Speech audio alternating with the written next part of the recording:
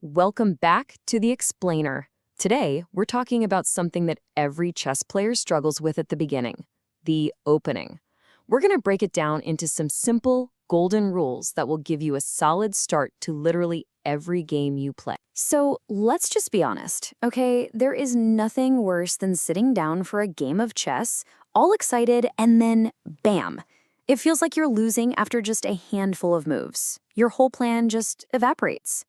If that's you, don't worry, you're not alone, and we're about to fix it. Now, you've probably heard people say, oh, beginners shouldn't study openings. But here's the thing they don't always explain. What they really mean is you shouldn't just be memorizing long, complicated lines of moves. The real secret, the real key to getting good, is understanding the why behind the moves. It's all about the core principles. And this brings us right to what I like to call the opening paradox that every beginner faces. It really comes down to two choices. On one side, you can try to memorize openings, but that's like building a house of cards. The second, and I mean the second, your opponent plays a move you haven't seen, the whole thing just collapses. But if you understand the principles, it doesn't matter what they play. You have a reliable compass to guide you, so you can always find a good, solid move. All right, so what are these magical principles? Well, you're going to love this because it boils down to just two main goals. That's it. Two simple things to focus on for every single opening. Seriously, this is it. Develop your pieces and get your king safe. Every move you're thinking about making in the opening, just ask yourself, does this help me develop a piece? Or does this help make my king safer? If the answer is no to both, you should probably rethink that move. It's your new quality check. So let's talk about development. Think of your pieces on the back rank as soldiers in the barracks. They can't do anything from back there. Development is simply the act of getting them off the starting squares and into the battle, putting them on squares where they can actually influence the game. And goal number 2, king safety. Your king starts the game right in the middle of the board, which is basically the danger zone. The best way to get him out of there is to castle. You tuck him away behind a wall of pawns into a cozy little fortress where he's much, much safer from any early attacks. Okay, so we've got our goals. Develop pieces, keep the king safe. But where do we develop them? Where do they go? That brings us to the next key idea, taking command of the board's most important territory. You have to remember this. The center is everything. It's the high ground. These 4 squares in the middle are the absolute heart of the chessboard. If you can control these squares with your pieces and pawns, you are almost always in the driver's seat. Your opening moves should be a constant fight for control of this area. And look, this is the perfect illustration of why. There's a saying in chess, a knight on the rim is dim. And you can see why. It's controlling maybe 4 squares, tops. It's kind of sad. Now look at that same knight in the center. It's an absolute beast. It sees 8 squares. It attacks in every direction. It's radiating power.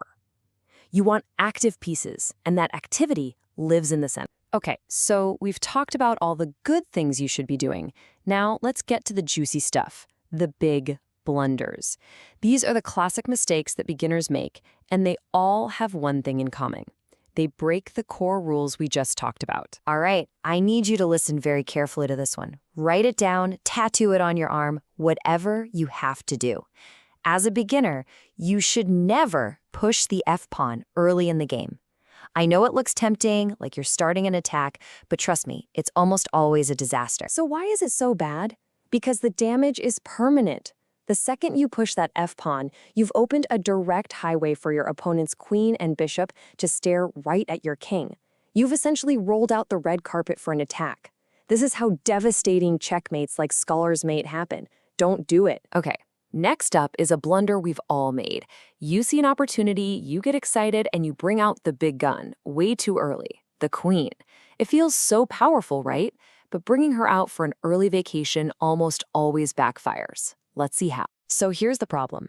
Your opponent isn't scared. They just calmly develop one of their own pieces, like a knight or a bishop. But here's the kicker.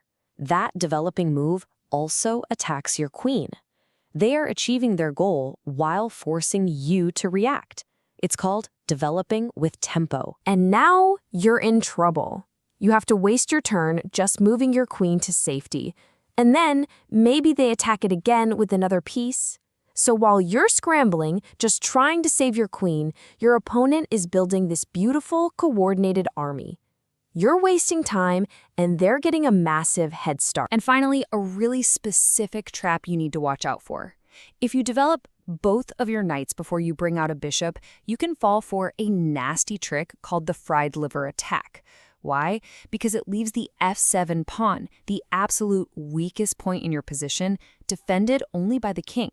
It's a recipe for disaster. So, we know our goals. We know the blunders to avoid. So what do we actually do? How do we put all this theory into a practical, reliable plan for the start of the game? Let's get into it. This right here is the game changer. Instead of trying to memorize incredibly complex openings like the Sicilian defense, where you need to know 1,000 different variations, you can play something called a system opening. A system is just a reliable setup, a formation for your pieces that you can use against pretty much anything. It's based on good principles, not rote memorization. And here are 2 fantastic systems to get you started. If you're playing as white, the London system is amazing. It's super solid, it controls the center, it develops your pieces logically, and it gets your kings safe fast. It follows all our rules. And for black, a setup like the King's Indian defense does the same thing. It creates a powerful position to fight back from. These systems are the perfect way to put these principles into practice. And really, this is what it all comes down to, isn't it? This is the whole point. Playing a good opening isn't a memory test. It's a test of understanding. It's knowing why a move is good. Why does this knight go here? Why is this pawn push strong? When you start asking why, you're on the path to real improvement. So here's my challenge to you. For your next few games, forget about winning or losing. Just pick one of these principles to focus on. Maybe for 3 games, your only goal is to control the center. Or maybe you'll just focus on getting all your pieces developed as quickly as possible. Pick one, practice it, and you will start to see your openings become stronger, more logical, and way more confident. So which one are you going to start with?